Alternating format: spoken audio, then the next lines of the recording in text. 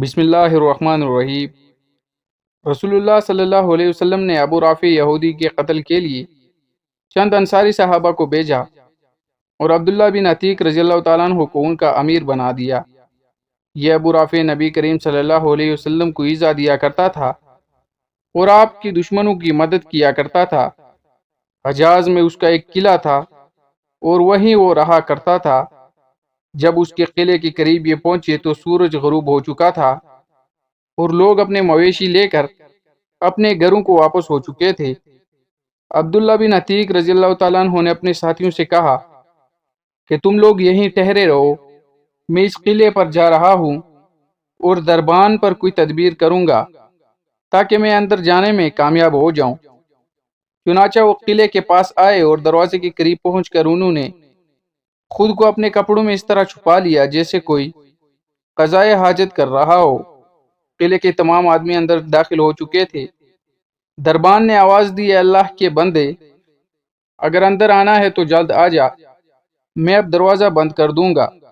عبداللہ بن عتیق رضی اللہ تعالیٰ عنہ نے کہا، چنانچہ میں بھی اندر چلا گیا اور چھپ کر اس کی کارروائی دیکھنے لگا۔ جب سب لوگ اندر آ گئے تو اس نے دروازہ بند کیا اور کنجیوں کا گچھا ایک کنڈی پر لٹکا دیا۔ انہوں نے بیان کیا کہ اب میں ان کنجیوں کی طرف بڑھا اور میں نے انہیں لے لیا، پھر میں نے قلعے کا دروازہ کھول لیا۔ ابو رافع کے پاس رات کے وقت داستانیں بیان کی جا رہی تھیں اور وہ اپنے خاص بالا خانے میں تھا۔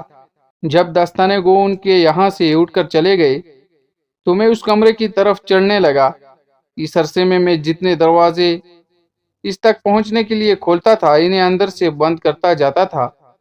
میرا مطلب یہ تھا کہ اگر قلعے والوں کو میرے متعلق علم بھی ہو جائے تو اس وقت تک یہ لوگ میرے پاس نہ پہنچ سکیں گے جب تک میں اس سے قتل نہ کر لوں۔ آخر میں اس کے قریب پہنچ گیا۔ اس وقت وہ ایک تاریک کمرے میں اپنے بال بچوں کے ساتھ سو رہا تھا۔ مجھے کچھ اندازہ نہیں ہو سکا کہ وہ کہاں ہے، اس لیے میں نے آواز دی، یا ابا رافع۔ وہ بولا، کون ہے؟ اب میں نے آواز کی طرف بڑھ کر تلوار کی ایک ضرب لگائی۔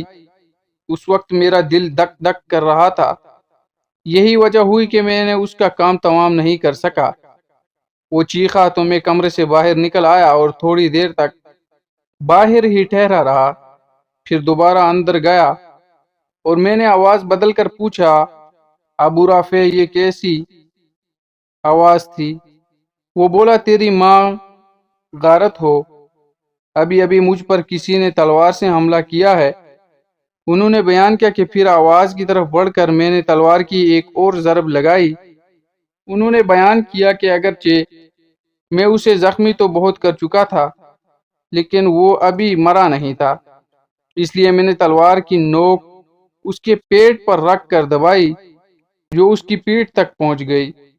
مجھے اب یقین ہو گیا کہ میں اس سے قتل کر چکا ہوں۔ چنانچہ میں نے دروازہ ایک ایک کر کے کھولنا شروع کیے۔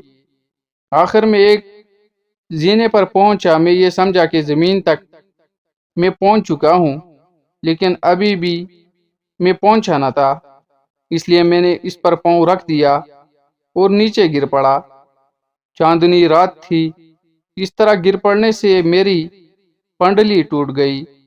میں نے اسے اپنے عمامہ سے باندھ لیا اور آ کر دروازے پر بیٹھ گیا۔ میں نے یہ ارادہ کر لیا تھا کہ یہاں سے اس وقت تک نہیں جاؤں گا جب تک یہ معلوم نہ کر لوں کہ آیا میں اسے قتل کر چکا ہوں یا نہیں۔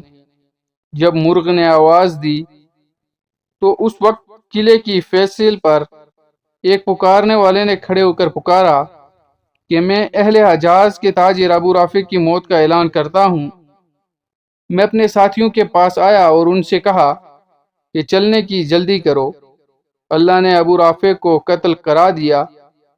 چنانچہ میں نبی کریم صلی اللہ علیہ وسلم کی خدمت میں حاضر ہوا اور آپ کو اس کی اطلاع دی۔